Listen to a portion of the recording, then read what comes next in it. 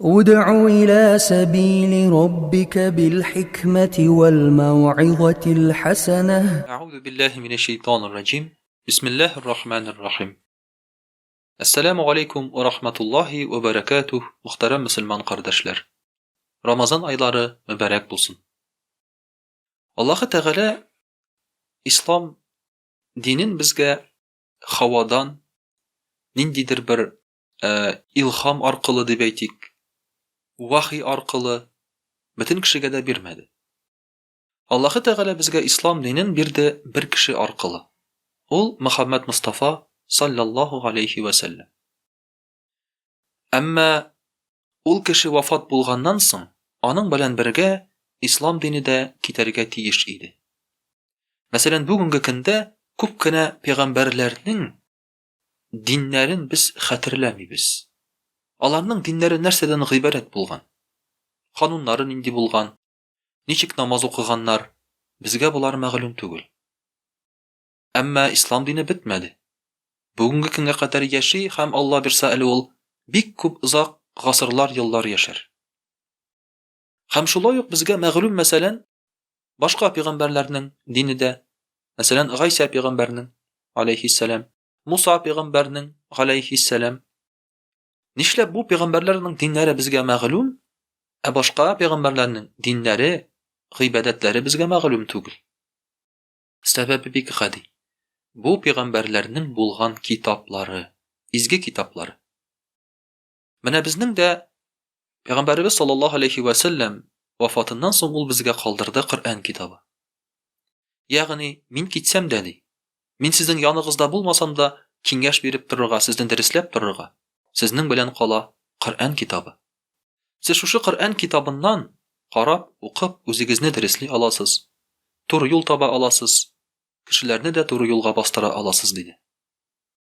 Менә шулай итеп, Коръән китабы белән без бүгенге көнгә кадәр яшибез. Ул безнең тормышыбызны алып барырга, дәресләргә бирелгән китап. Ләкин бу Коръәннең бер хикмәте бар. Ул гарәп телендә. Менә бүгенге көндә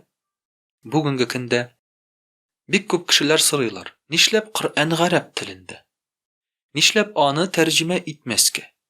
Нишләп татар кешесе Коръәнне татарча укый алмый? İngiliz кешесе инглизчә укый алмый. Чуваш, мәсәлән, чувашча укый алмый. Нишләп ул гарәп телендә? Нишләп безгә монда аңлашылмаган ниндидер кәкре-бекре хәрефләр? Аның бит хәрефләре дә басма түгел, без ияләшкәнчә. Без белгән кириллица, без белгән латиница түгел. Ә гомумән икенче телләр группасына кергән ул гарәп теле. Аның кагыйдәләре дә татар теленә ошамаган. Нишләп тәрҗемә итмәскә? Нәрсәгә без аны гарәпчә укып азапланырга, яки, мәсәлән, шул ук намазда без аны гарәпчә укырга тиеш? Әгәр дә, мәсәлән, имам намаз вакытында Коръәнне татар телендә укыса, бу хәерлерәк булмас иде микән артында торган кешеләргә? Алар Коръәнне аңлап торырлар иде, имамның килеп укыганын гына тыңлап түгел, һәм аңлагачтан әлбәттә дингә дә, намазга да тирәнрәк керерләр иде дигән фикерләр яңгырый. Әмма, мөхтәрәм кардәшләр, бу фикерләр ничек кенә матур яңгыраса да, логик яктан ничек кенә ул акланган булып тоелса да, Коръәнне тәрҗемә итү тыела. Дин буенча бу тыелган гамәл. Аллаһу Тәгалә Коръәни Кәримдә әйтә, мәсәлән, Юсуф сүрәсендә, белгәнебезчә, Юсуф сүрәсе ул Коръәннең иң матур сүрәләренең берсе. Аның матурлыгы нәрсәдә? Коръәндә бөтен сүрәләрдә матур. Аның матурлыгы Юсуф сүрәсе хикая формасында языла. Аллаһу Тәгалә аны әйтә әхсәнул касас. Бу иң яхшы хикая ди. Монда бар хикая яки роман язылган бөтен кагыйдәләр, башы, ахыры, кульминация, ниндидер тарихи вакыйга, хәтта үзенә күрә интрига, бөтенесе дә бар монда. Һәм шушы сүрәнең башында, иң яхшы, иң матур хикаянең башында Аллаһу Тәгалә әйтә: Бисмиллаһир-рахманир-рахим.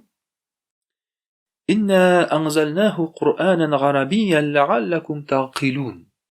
Biz аны сезгә гарәп телендә иңдердек ди Qur'анны. Бәлки сез уйларсыз, акыллы буларсыз ди.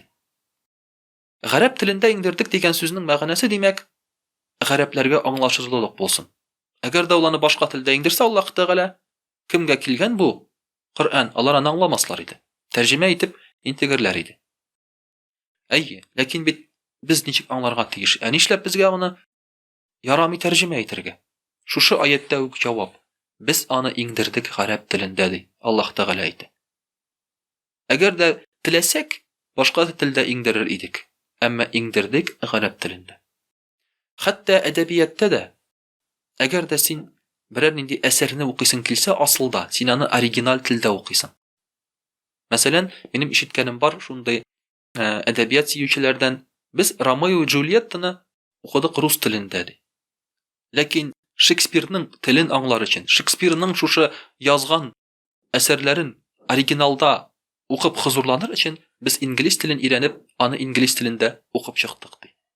Чын әдәбият сөючеләр шулай эшлиләр. Чөнки тәрҗемә ул тәрҗемә булып кала бирә. Һәм Qur'ан да шулай. Аллаһ сүзе буларак аны тәрҗемә итеп булмый. Шагыйрьне тәрҗемә итеп булмаган кебек. Ниндидер бер әдәби әсәрне тәрҗемә итеп булмаган кебек, ул барбер нәрсәдер югалта. Qur'анны бигрәк тә тәрҗемә итеп булмый. Аллаһ сүзен Аллаһ сүзенә, башка телдәге Аллаһ сүзенә алыштырыр өчен Аллаһ үзе кирәк. Әмма кеше моны эшли алмый. Шуңа күрә гарәп теле тәрҗемә ителми. Кеше үзенең зәгыйфлеге белән, бүгенге көндә булган гыйлеме белән, ул аны 100% тулаем дөрес итеп тәрҗемә итә алмый. Шуңа күрә дә Qur'ан тәрҗемә ителми, әгәр өйрәнәсең килсә, гарәп телен өйрәнеп син аны укый аласың. Бу җиңелрәк тә, бу дөресрәк тә. Хәтта әдәби әсәрләргә карата да. Шулай ук тәрҗемә иткәндә югала күп мәгънә, күп хикмәт. Мәсәлән, берәр кешенең әйткән сүзен татар телендә тыңласаң, шуны рус теленә тәрҗемә итсәң, бөтенләй икенче төрле яңгырый. Шуңа күрә, менә бу хикмәтне, бу гыйлемне, бу белемне югалтмас өчен шулай ук тәрҗемә итәргә ярамый. Икенче яктан, гарәп теле белән башка телне чагыштырып булмый. Хәтта ике телне гомумән чагыштырып булмый. Тел ул кешенең, мәсәлән, акылы белән, яшәеше белән, менталитеты белән, аның үсеше белән бәйле. Димәк, әгәр дә син гарәп телен тәрҗемә итәргә теләсәң, башка телгә, монда инде килеп кушыла ниндидер һәрбер халыкка хас булган үзенчәлекләр. Димәк, ул әлеге дә баягы тагын үзенчәлеген югалта. Гарәп телендә булган үзенчәлеген югалта. Гарәп теле синонимнарга бик бай. Андый бай тел бүтән юк синонимнарга.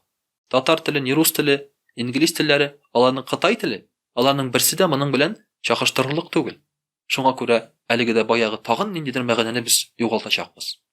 Менә шуңа күрә Qur'an тәрҗемә ителми. Аллаһ сүзе, Аллаһ Тәгалә аны ничек әйткән, нинди телдә әйткән, без аны шулай кабул итәргә тиешбез. Һәм әлбәттә, намаз укыганда хәзер нишләргә соң? Намаз укыганда Qur'анны гарәп телендә уку ул әйбәтрәк, дөресрәк. Мәсәлән, хаҗга бара икән кешеләр.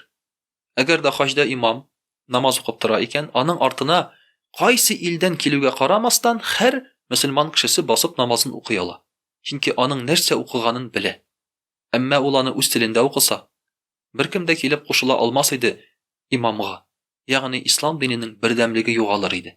Һәрбер халык үзенчә ислам тотып яшәр иде. Һәм инде әлбәттә бүгенге көндә бар тәрҗемәләр. Сез әйтерсез бар бит, менә бит татар телендә дә бар бит ул башка телләрдә дә дип. Бу тәрҗемә дип аталмый. Бу атала тәфсир дип, аңлатма дип.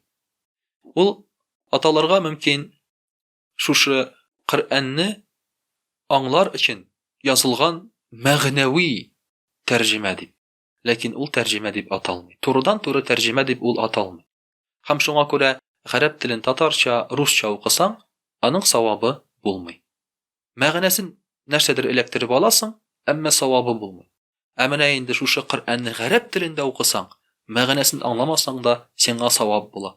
Һәрбер хәрефе өчен 10 савап. Шулай итеп, Аллаһ Тәгалә безгә гыйлемебезне арттырып, гарәп телләрен өйрәнеп, Qur'аныбызны асылда укырга насыйп итсен. Элек бит һәрбер татар кешесе дә гарәп хәрефләре белән укыган, язган һәм Коръәнне шулай ук укый алган. Ассаламу алейкум ва рахматуллаһи ва баракатуһ.